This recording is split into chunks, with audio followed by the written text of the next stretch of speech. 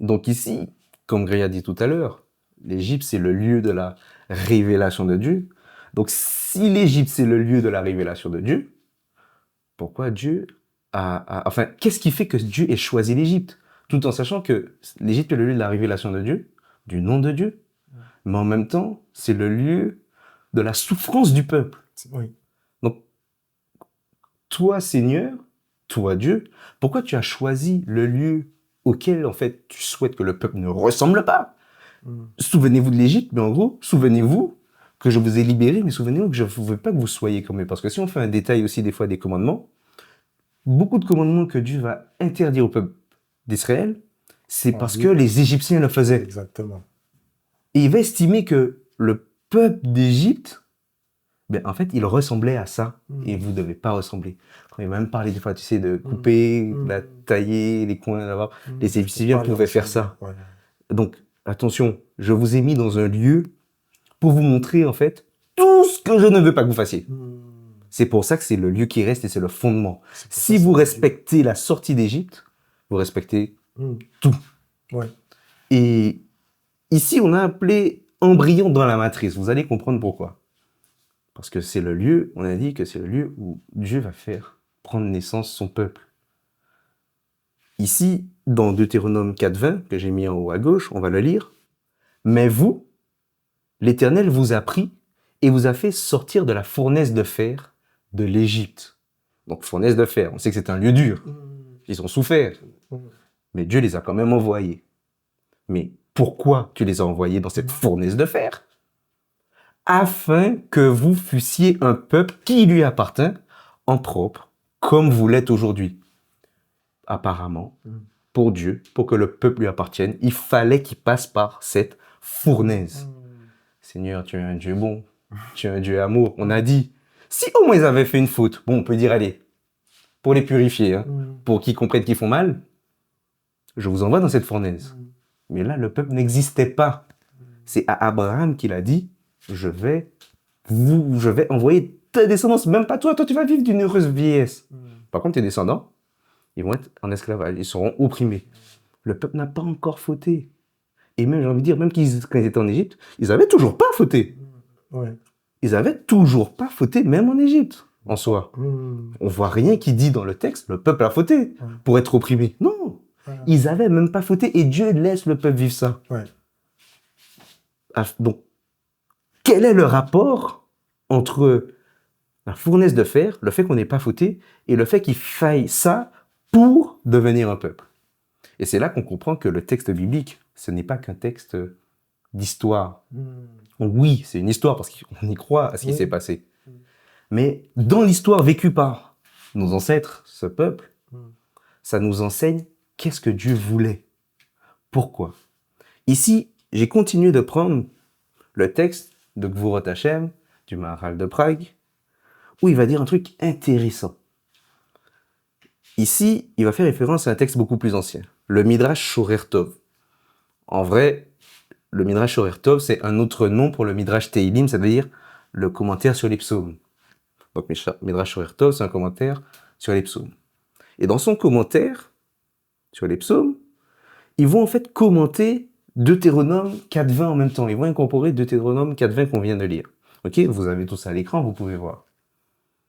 Donc, je lis en bas à gauche, le Midrash Shorer Tov déclare: l'Éternel t'a pris et t'a fait sortir de la fournaise de fer de l'Égypte, etc. C'est ce qu'on a lu tout à l'heure. De même que l'orfèvre étend sa main et prend l'or de la fournaise ardente, ainsi le Saint béni soit-il, enfin, ainsi le Saint a fait, mais c'est parce qu'il est à Kadosh Baruch Hu, le Saint béni soit-il, a fait sortir Israël d'Égypte. Donc il compare celui qui va récupérer de l'or dans une fournaise, l'or, ou généralement, si je ne me trompe pas, je ne suis pas un expert dans ça, mais qui a été purifié pour faire donner une forme à l'or, faire fondre. Il va récupérer l'or, il prend le risque de mettre la main dans la fournaise. Donc l'or, on comprend que ça représente Israël et la main de l'orfèvre, Dieu. Mais ils vont dire autre chose que j'ai trouvé fort impactant et fort intéressant. Tel un fœtus dans le ventre de son animal, ainsi le berger pose ses mains et en sort l'animal nouveau-né. comme il est dit, quel Dieu a-t-il osé aller prendre une nation au milieu d'une autre nation? Pour mieux comprendre, et on va commenter, je vais lire le Midrash d'origine sur lequel le Maharal de Prague s'est basé. Le Midrash Teilim. Ok? J'ai mis les références pour vous. Et on va voir ce qui est dit. Il commence sur le psaume 107, verset 2. Ils diront, ceux que l'Éternel a rachetés, qu'il les a rachetés, délivrés de la main de l'oppresseur.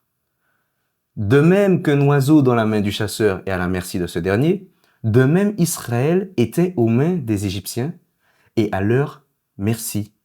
Comme il est dit, je suis descendu pour les délivrer de la main des Égyptiens.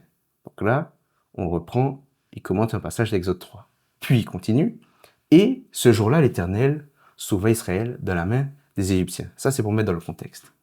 Ensuite, c'est marqué, Rabbi Abba Bar Kahana a dit au nom de nos maîtres, Israël était comme un embryon encore dans l'utérus d'un animal, ce qu'il a fait référence tout à l'heure, et de même que le berger doit insérer son bras dans l'animal pour en faire sortir l'embryon, de même, le Saint béni soit-il a dû étendre le bras pour faire sortir Israël d'Égypte, comme il est dit, fut-il jamais un Dieu qui essaya de venir prendre à lui une nation du milieu d'une nation, par des épreuves, des signes, des miracles, des combats, à main forte et à bras étendus, et avec des prodiges de terreur, comme l'a fait pour vous, l'Éternel votre Dieu, en Égypte et sous vos yeux.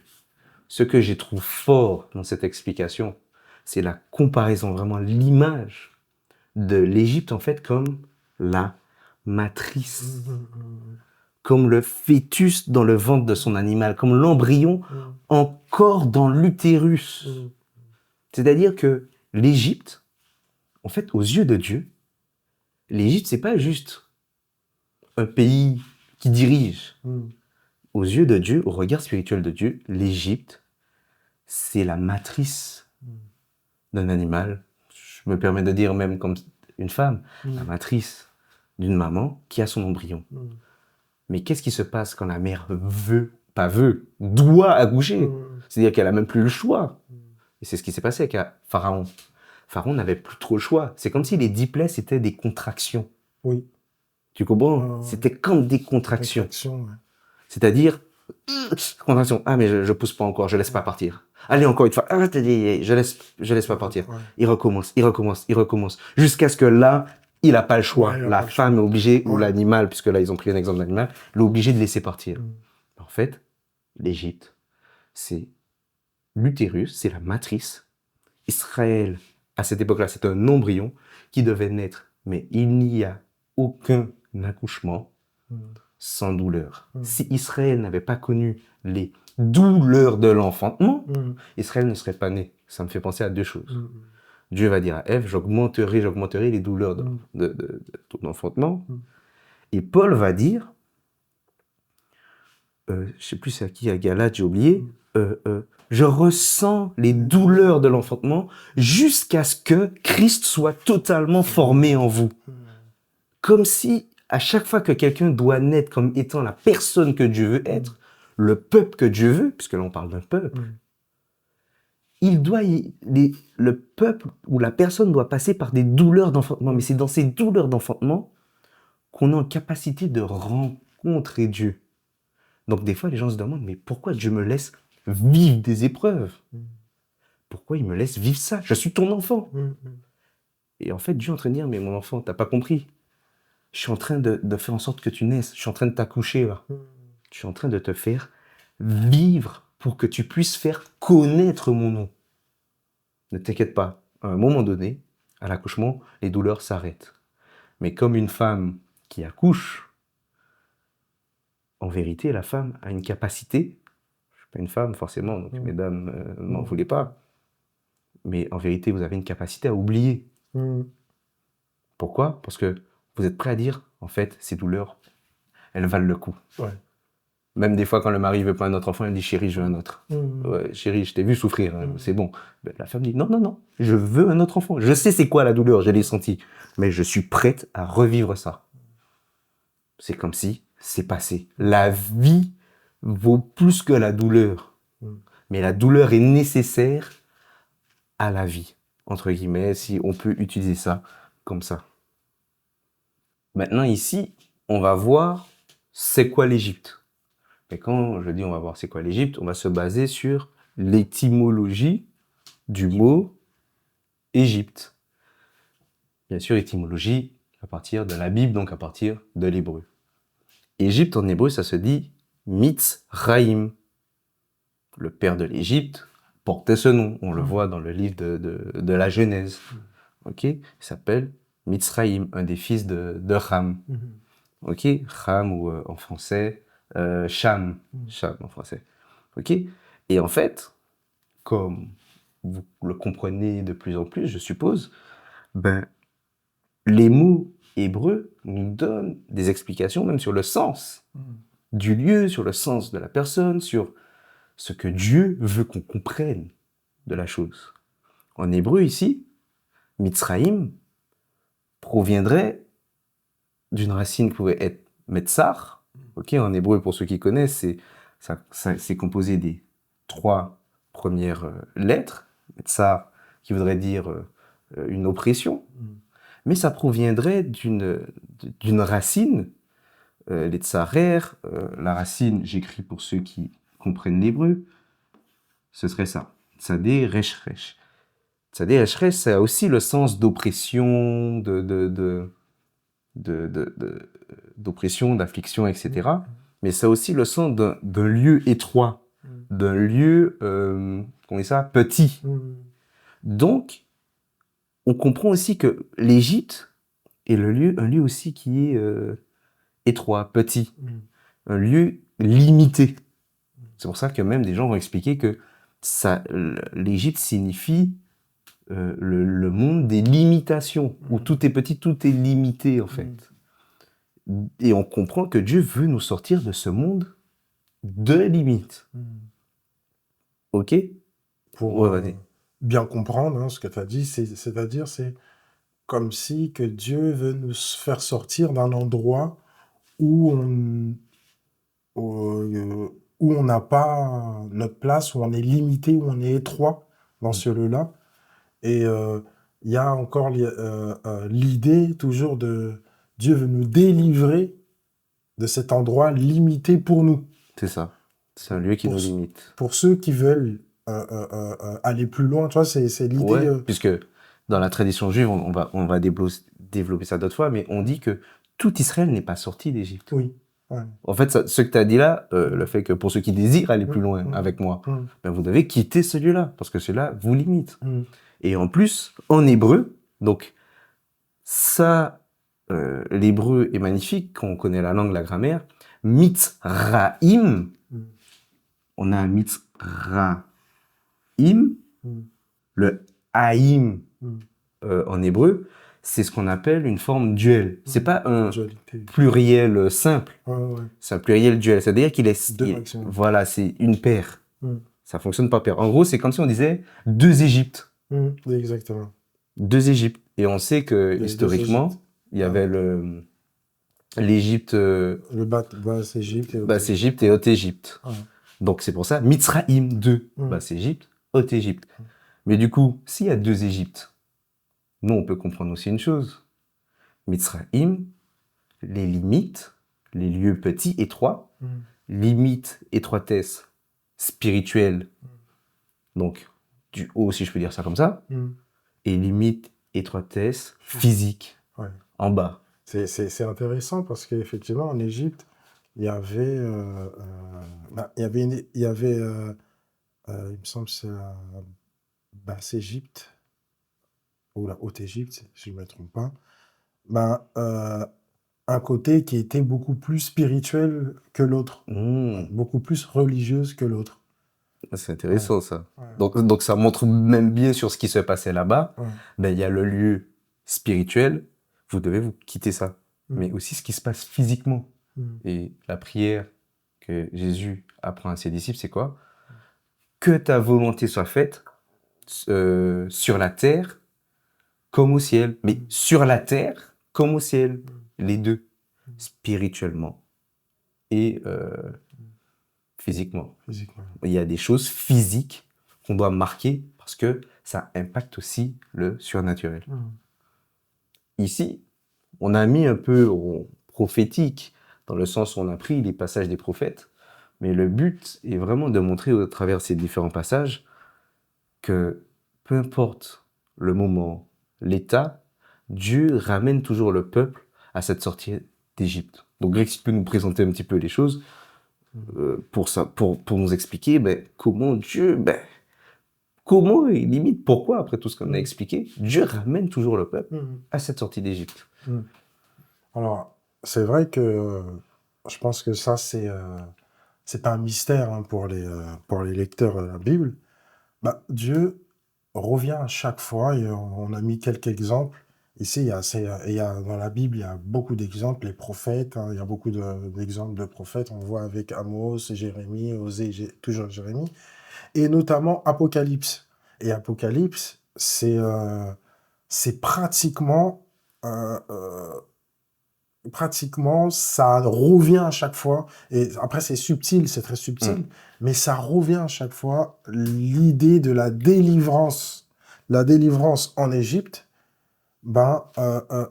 ressemble avec même les images dans la Bible, comme Apocalypse 13, il y a cette image, les images avec le dragon, tout ça, et ça revient à chaque fois avec la délivrance du peuple d'Israël d'Égypte. Et dans Apocalypse, l'idée c'est que les croyants que Dieu veut faire sortir et que le malin, lui, ne veut pas que les croyants sortent de son emprise, on revoit ces plaies-là, les mêmes plaies qu'on a vues avec en Égypte, on revoit les mêmes plaies sur Apocalypse. C'est vrai. Et effectivement, on a aussi ce passage-là avec Jérémie qui nous montre encore l'exemple. Je vais lire le texte. Ils n'ont pas demandé où donc est l'Éternel qui nous a fait sortir d'Égypte. Là, ce qui est intéressant, c'est que Jérémie identifie l'Éternel à celui qui nous a fait sortir d'Égypte. C'est pour identifier l'Éternel, et d'ailleurs, l'Éternel lui-même s'identifie comme ça, « Je suis l'Éternel qui vous a fait sortir d'Égypte. » C'est l'action, hein, c'est l'action pour l'action que Dieu a donnée pour expliquer que c'est moi en fait Dieu. Le même Dieu qui vous a sorti d'Égypte, tout ce que j'ai fait, parce que effectivement, l'une on va dire des actions la plus marquante, comme on l'a expliqué tout à l'heure, la plus marquante, c'est la sortie d'Égypte. C'est on va dire, l'action de Dieu la plus extraordinaire, quelque part. Et elle est tellement extraordinaire que le monde entier de l'époque, bien sûr, le monde connu, le monde où... alors, j'aime pas trop dire ça, mais qui était un peu plus civilisé. Voilà, je pense qu'on me comprend. C'est vraiment connu, civilisé. Voilà, le monde connu, savait que il y avait un peuple qui a été fait sortir par un Dieu puissant. Donc, Dieu, effectivement, revient à chaque fois. Les textes reviennent à chaque fois. Ésaïe va revenir à chaque fois sur l'Égypte. Et même, on voit les images, on nous parle on nous parle d'un libérateur en Égypte, Moïse. On va nous parler d'un deuxième libérateur. Exactement. Voilà. Jésus qui retourne en Égypte. Jésus qui retourne en Égypte. On nous parle d'une captivité. On a besoin d'un libérateur, d'une captivité. On nous parle, j'ai dit tout à l'heure, les plaies. Il y a quoi encore qui est similaire? Il y a encore tellement de choses. Il y a vraiment des exemples. C'est vrai qu'il y en a plein. Par exemple, j'aime bien quand il dit ça. Moi, je suis l'Éternel, ton Dieu, dans Osée 12, depuis l'Égypte. Ah, mais il était Dieu quand même avant. Ouais. Tu vois? Et je te C'est ferai habiter fort, sous des tentes. c'est fort, ouais. Depuis l'Égypte. Je suis Ouais. l'éternel ton Dieu depuis l'Égypte. Ouais. Mais en fait, t'étais Dieu avant. Ouais, Oui. Mais il y a un truc spécial là. là, ouais. Là, je suis ton Dieu depuis Dès- l'Égypte. Mm. Toi, en tant que peuple que je t'ai fait naître. C'est comme si je dis, je suis ton père Mm. depuis ta naissance. Bah Mm. oui. Ah, donc t'étais pas mon père quand j'étais dans la ventre de ma mère. Tu vois? Ouais. C'est pas, non, mais, et Dieu, il rappelle pas. Je suis l'Éternel ton Dieu qui Mm. t'ai fait sortir de Perse, de Babylone, Non, de, non. non. Il rappelle pas la Perse, Babylone. Mm. On peut parler de Babylone, etc., notamment dans Babylone la Grande, etc., etc. Mais l'exil de Babylone n'est pas une référence. L'exil médo-perse n'est pas une référence. L'exil de Grèce qui a existé, même l'exil de Rome au temps de Jésus, n'est pas une référence. Par contre, Égypte, c'est sûr. Mm. Le jour de ta naissance, c'est comme si, rappelle-toi du jour de ton anniversaire. Ton anniversaire est C'était censé pas- être le jour Ah de oui, la oui. naissance. Ouais. Mais rappelle-toi du jour où tu es Mm. né. Et comment je t'ai fait naître. Souviens-toi comment tu es né. Et c'est moi qui t'ai fait sortir du pays des limites physiques et spirituelles. Les deux, c'est moi.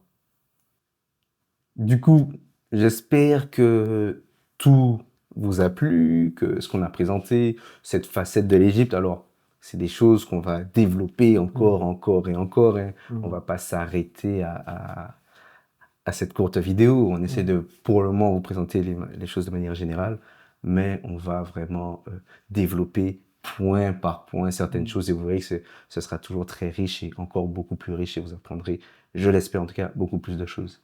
N'hésitez pas à partager sur ce qu'on a dit, partagez vos commentaires, toujours je le précise, avec amour et bienveillance. Ok, nous sommes ouverts à tout ce que vous puissiez dire, mais toujours dans le respect et l'amour de son prochain.